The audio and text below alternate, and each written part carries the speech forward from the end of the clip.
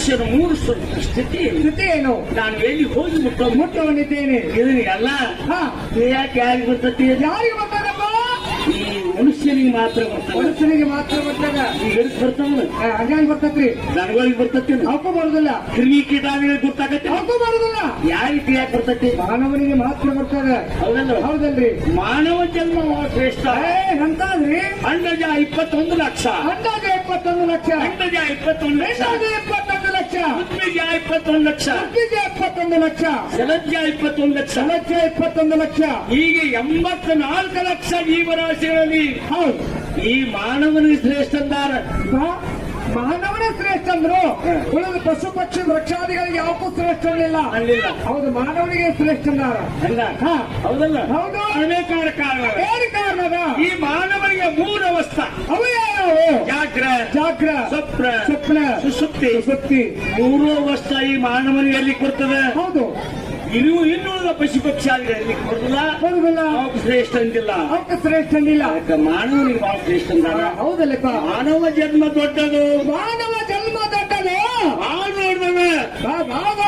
ಹಾನಿ ಮಾಡೋದು ಬೇಡ. ಉಚ್ಚಪ್ಪಗಳಿರ ಬಂದದಕ್ಕೆ ಸ್ವಾರ್ಥಕ್ಕೆ ಮಾಡ್ಕೊಂಡು ಹೋರಿಂದ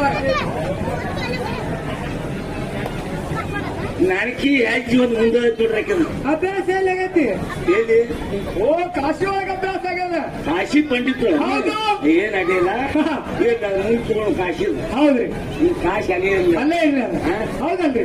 ಹೌದಲ್ಲ? ಹೌದು. ಶ್ರೇಷ್ಠವಾಗಲ್ಪಟ್ಟಂತ ಮಾನವ ಜನ್ಮ. ಹೌದು. ಹಾನಿ ಮಾಡಲು ಬೇಡ, ಹುಚ್ಚಪ್ಪಗಳಿರ ಸ್ವಾರ್ಥಕ ಮಾಡ್ಕೋರಿ ಹುಟ್ಟು ಬಂದ ಮ್ಯಾಲ. ಹೌದು. ಅಂತ ಏನ್ ಸ್ವಾರ್ಥಕ ಮಾಡ್ಕೋಬೇಕು? ಯಾರೊಳಗೆ ಒಂದು ಮಾಡೋದು, ಯಾಡ್ರಾಗ ಒಂದು ಮಾಡೋದು.